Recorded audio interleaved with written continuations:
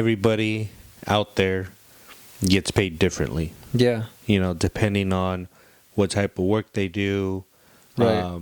It just varies. So I think, what would you think would be the best starting point? So the way I did it, man, is like I pretty much have to understand how I function, and that means if I have a Visa card here and if I have cash here, how does Omar react with both of them being in front of him? Does he save this one more than this one, or does he spend more this one than the other? And so once I figured that answer, I took that and I applied it, So I think everybody has to figure that out, and obviously how they get paid. If you get paid every 2 weeks, once a month, okay, well, you got to figure out, do you get paid card, cash, or whatever, right? And then I think from there, I think that's just how it is, man. Eventually, like another video, I was talking about pay all your bills first and pay yourself like a percentage, and that's really what it comes down to, man, is paying yourself a percentage after that. Okay. Yeah, it doesn't have to be a lot. That's the thing.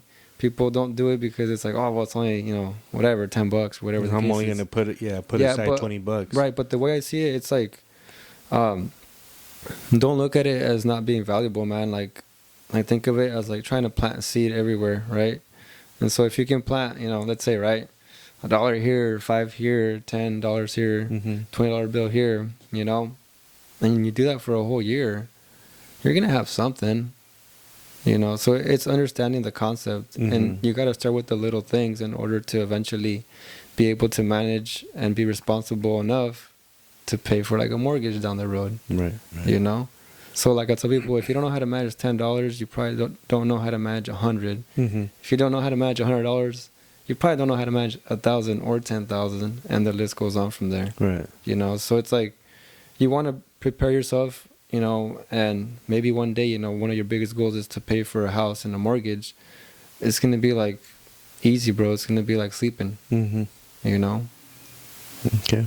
Is putting it to the test. Honestly, exactly. And really figuring out if that's how you do, like, now that everything is more accessible online, you may be more prone to spending on your card. Yeah. And like another thing too, if that's the case, like I said, try to plant that seed, right? Like, so meaning like have more categories, So like, let's say, all your $5 bills, you put in a category of like shoes. Your $10 bills you put in a category for your cell phone.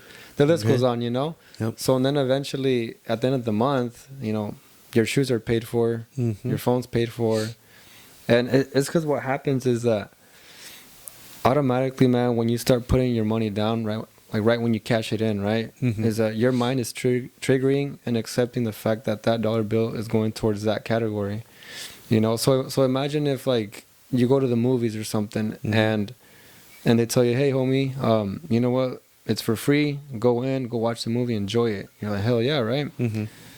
Next thing, the movie's over. You're walking outside, and they're like, hey, you know what, homie? Actually, never mind. We have to charge you. You're gonna be like, shit, man, what the heck? Like your mind's tripping. Yeah. So it's the same thing with that scenario with money.